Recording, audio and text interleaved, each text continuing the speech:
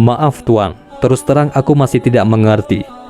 Aku datang jauh-jauh ke sini untuk meminta keadilan darimu, bukan tulang yang tidak berharga ini, protes si Yahudi.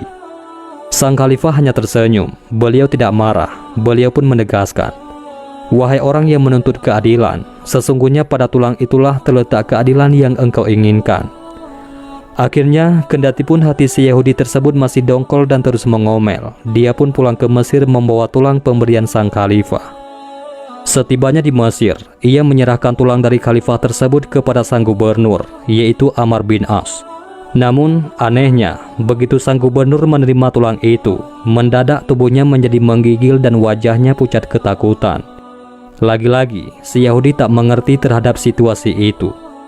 Beberapa saat kemudian, sang gubernur memerintahkan kepada bawahannya untuk membongkar masjid yang baru dibangun itu, dan supaya gubuk lelaki Yahudi tersebut dibangun kembali, serta diserahkan kembali kepadanya.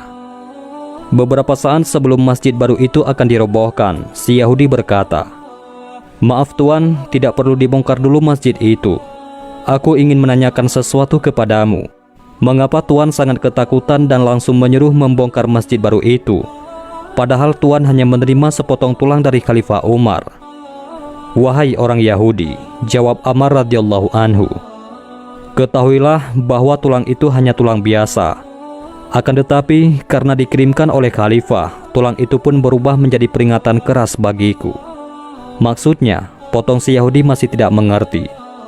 Tulang itu berisi ancaman dari Khalifah, seolah-olah beliau berkata, "Wahai Amr bin As, ingatlah, siapapun kamu sekarang dan betapapun tinggi pangkat dan kekuasaanmu, suatu saat nanti kamu pasti akan berubah menjadi tulang yang busuk.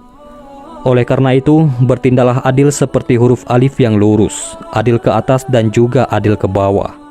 Sebab apabila kamu tidak bertindak lurus, pedangku nantinya yang akan bertindak dan memenggal lehermu." Si Yahudi tersebut tertunduk dan begitu terharu mendengar penuturan dari sang gubernur.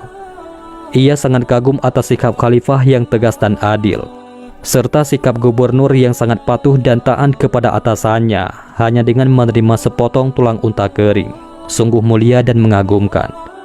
Akhirnya si Yahudi itu menyatakan memeluk Islam, lalu ia menyerahkan tanah dan gubuknya tersebut sebagai wakaf. Dan kisah yang ketiga, cambukan untuk putra bangsawan. Pada suatu hari, di saat Umar ibnu Al-Khattab sedang duduk, tiba-tiba beliau didatangi oleh seorang lelaki dari Mesir dan dia berkata, "Wahai Amirul Mukminin, aku ingin mencari perlindungan kepadamu." Umar menjawab, "Engkau telah mencari perlindungan kepada orang yang akan memberimu perlindungan. Apa masalahmu wahai anak muda?" Pemuda Mesir itu bercerita, "Suatu hari aku ikut dalam sebuah lomba pacuan kuda. Kudaku berhasil menyalip kuda salah seorang putra Amr bin As, yaitu gubernur Mesir. Tetapi karena kejadian itu, ia mencambukku dengan cemati sambil berkata sombong bahwa dirinya putra bangsawan. Peristiwa ini telah sampai ke telinga ayahnya, yaitu sang gubernur. Tapi anak sang gubernur takut aku akan melaporkan kepada engkau sehingga aku dipenjarakan. Namun segala puji bagi Allah, dia berkehendak lain. Aku dapat meloloskan diri dari penjara dan pergi ke sini untuk menemuimu." Mendengar pengaduan pemuda Mesir tersebut, Khalifah Umar menulis surat kepada gubernur Mesir, yaitu Amr bin As. "Apabila surat ini telah sampai ke tanganmu, pergilah engkau dan anakmu pada musim haji ini." Sementara kepada pemuda Mesir itu dikatakan, "Tinggallah engkau di sini hingga mereka datang." Amr bin As benar-benar datang memenuhi perintah Umar untuk menunaikan ibadah haji pada tahun itu. Ketika Khalifah Umar selesai mengerjakan ibadah haji, beliau duduk bersama kaum muslimin lainnya, sementara Amr bin As dan putranya duduk di sisinya. Lalu pemuda Mesir itu diminta untuk berdiri dan diberi sebuah cambuk olehnya. Begitu juga dengan putra Amr bin As, Sayyidina Umar juga memintanya untuk berdiri. Setelah dijelaskan perkaranya, yang bersangkutan yaitu anak Amr pun mengakui perbuatannya. Kemudian Sayyidina Umar mempersilahkan pemuda Mesir itu untuk membalas cambukan yang dulu diterimanya. Pemuda Mesir itu pun terus mencambuk putra gubernur tersebut, hingga orang-orang yang hadir merasa bahwa keadilan telah ditegakkan dengan hukuman itu. Akan tetapi, karena pemuda Mesir itu terus memberikan cambukannya, mereka lalu merasa iba dan bermaksud untuk menghentikan hukuman itu.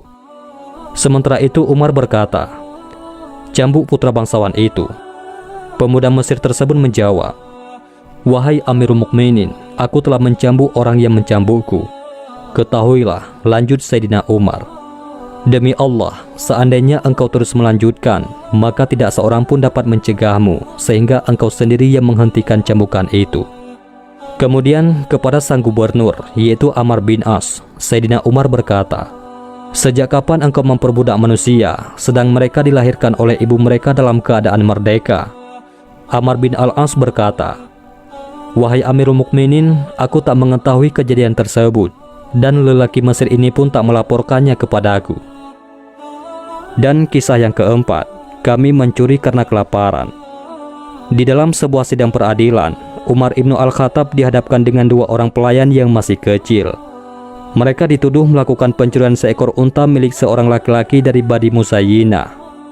Para pelayan cilik tersebut terlihat sangat kurus dan mukanya juga pucat. Tampak sekali penyesalan dan kekhawatiran terbayang dari wajah-wajah lusuh mereka, mengingat hukuman pencurian dalam Islam sangat berat, yaitu potong tangan. Mungkinkah mereka akan kehilangan salah satu tangan, pikir mereka. Padahal buruh kasar seperti mereka, tangan adalah modal utama dalam mencari penghidupan.